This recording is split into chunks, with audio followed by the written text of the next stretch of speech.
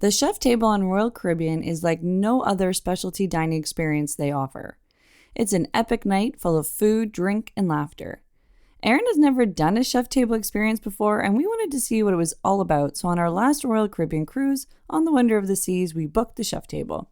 We're going to tell you everything you need to know so you can decide if this is an experience you want to pay for or if it's a pass. All that and more coming right up.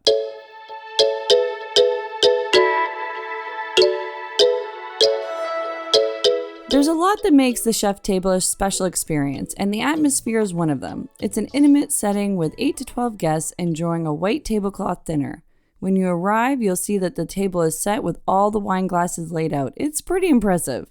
On Carnival, my sister and I tried the chef's table, and it was so fun getting to know the other guests on board and hearing about their adventures on the cruise. So be prepared for some conversation. You'll usually be dining with other guests, and it's a great opportunity to get to know your fellow cruisers. We were in a unique situation as the other people who'd booked to do the dining experience with us ended up canceling, so we were the only ones. The waiter is dedicated to the chef's table, so it's just the three of us and our waiter. He gives a thorough explanation of the wines that are being served, and as we don't drink, we got a couple of mocktails instead, and instead of explaining the wines, we all just chatted. The chef also comes out and explains the dishes to you. It's really special to me, and you can really feel the passion for the dishes and the ingredients. When figuring out what to wear, the dress code is formal. Aron just wore a dress shirt with a tie. He didn't have a jacket, and I wore a nice dress. Nothing formal, no big formal gowns, I would say. But this is an opportunity if you do want to go all out for the event, wearing suits and evening gowns, you can make it as formal as you want. Typically, when you think of a chef's table, you think of it happening in the kitchen. A long time ago, you would get a tour of the galley when doing this, but it's not offered anymore. They do find a way to make it personal, and it can happen in different locations depending on the ship. I like it when it's in a totally private room. When we did it on Carnival on the Mardi Gras, it was in the Carnival kitchen, and that's where they do their cooking classes. So it was a lot of fun and far more interactive than the Royal Caribbean experience. On Wonder of the Seas, you're set up in the in the center area of the solarium. I do like this over the main dining room, as it does have some great views of the sunset, and the solarium is not as busy as the hustle and bustle of the MDR anyway. Other ships, it is in the MDR, so keep that in mind. Depending which royal ship you're on, it could be in a different place. It's also not as interactive as an experience, but it's focused more on the food and the wine pairing. The menu is different depending on which ship you're on, and they can always change it up, but this will give you a good idea of what to expect. It's a 6-course dinner with wine pairing. Let me tell you, it is a lot of food. No second lunch is needed before your chef's dinner. And it starts with the best bread we've had on our cruise. It was a fresh mini loaf. We each had our own. It was so good. Our server recommended that we save some for the soup, and he was on point. It was delicious. I think he made this recommendation because he could see I was about to eat the entire thing and kindly said, we have a lot of food coming up, and he was right. It is a prefix menu.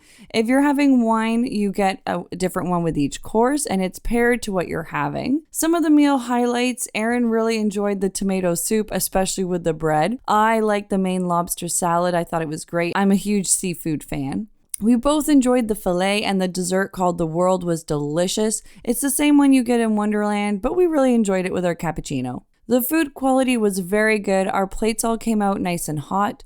Aron's not a huge seafood fan, but he thought he would give it a try as the quality was so good. His philosophy is if you're going to try something that you don't really like, do it where it's going to be cooked really well, so then you can decide if it is the food or if it is how it's cooked. So he did try them and liked what he had. If you have allergies or you don't like a certain type of food, then you can let them know when you book, or they do call to confirm the reservation and you can let them know then. So if Aron really hated seafood, he could have let them know that. And definitely if you have allergies, make sure they know.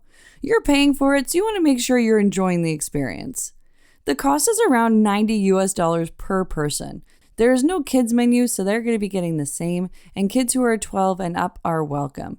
It's not common for kids to go, though. I think many parents take this as an opportunity for some time to themselves and a special dinner. The experience with the wine pairing, if you are having that, and the food is amazing. The cost is the same as 2 specialty restaurants, but I would say it is an elevated experience, so keep that in mind. If you're interested in the chef's table, we do recommend booking ahead of time. Before you sail, you can do that in the app or on the website. You could also call and have them book it for you.